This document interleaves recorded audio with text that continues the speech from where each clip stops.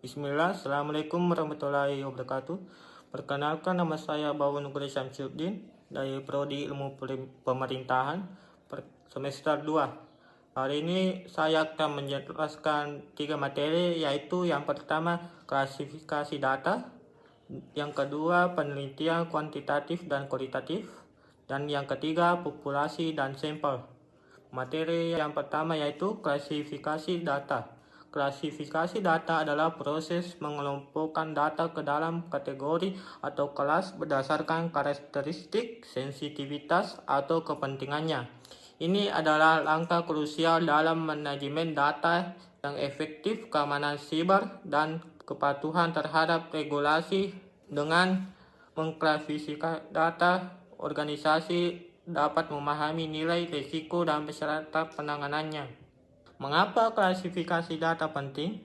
Klasifikasi data memiliki beberapa manfaat utama, yaitu keamanan data yang ditingkatkan, data sensitif dapat diidentifikasi dan dilindungi dengan langkah-langkah keamanan yang sesuai, seperti enkripsi atau kontrol akses yang ketat.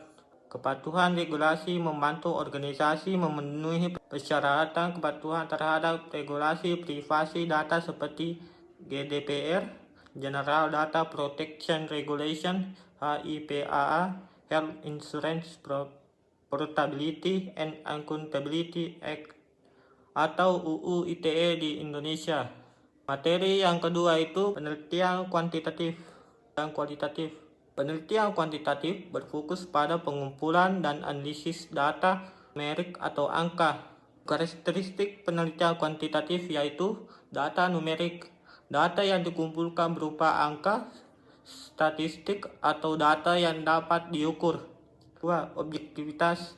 Peneliti berusaha meminimalkan bias pribadi dan menjaga objektivitas dalam pengumpulan data dan analisis data. 3. Pendekatan struktur. Menggunakan desain penelitian yang telah ditentukan sebelumnya, instrumen penelitian yang standar seperti kuesioner tertutup, survei skala besar, atau eksperimen dan analisis statistik. Kedua itu materi kualitatif.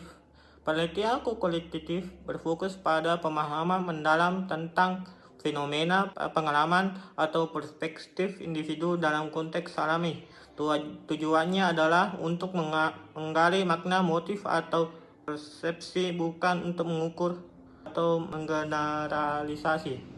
Karakteristik penelitian kualitatif yaitu data deskriptif. Data yang dikumpulkan biasanya berbentuk narasi, teks, transkrip wawancara, catatan observasi, gambar, atau audiovisual. 2. Pendekatan fleksibel. Desain penelitian dapat berkembang dan menyesuaikan diri selama proses penelitian. Dan materi yang ketiga itu populasi dan sampel. Populasi adalah keseluruhan kelompok individu, objek, aktif, peristiwa, atau fenomena yang menjadi target atau fokus penelitian. Ini adalah kelompok besar yang memiliki karakteristik tertentu yang ingin Anda pelajari atau tarik kesimpulan tentangnya. Karakteristik penting populasi yaitu keseluruhan populasi mencakup semua elemen yang memenuhi kriteria penelitian. Yang kedua itu sampel. Sampel adalah sebagian kecil dari populasi yang dipilih secara representatif untuk diteliti, karena seringkali tidak mungkin atau tidak praktis untuk mengumpulkan data dari seluruh populasi, terutama jika populasinya sangat besar. Peneliti memilih sebagian kecil dari populasi tersebut yang dianggap dapat mewakili karakteristik populasi secara keseluruhan. Karakteristik penting sampel. Bagian dari populasi. Sampel adalah subset dari populasi. Efisiensi menggunakan sampel lebih efisien dari segi waktu, biaya, dan sumber daya dibandingkan dengan meneliti seluruh populasi. Itulah tadi 3 materi yang bisa saya sampaikan. Mohon maaf jika ada salah dan kurangnya. Billahi taufiq wal hidayah. Assalamualaikum warahmatullahi wabarakatuh.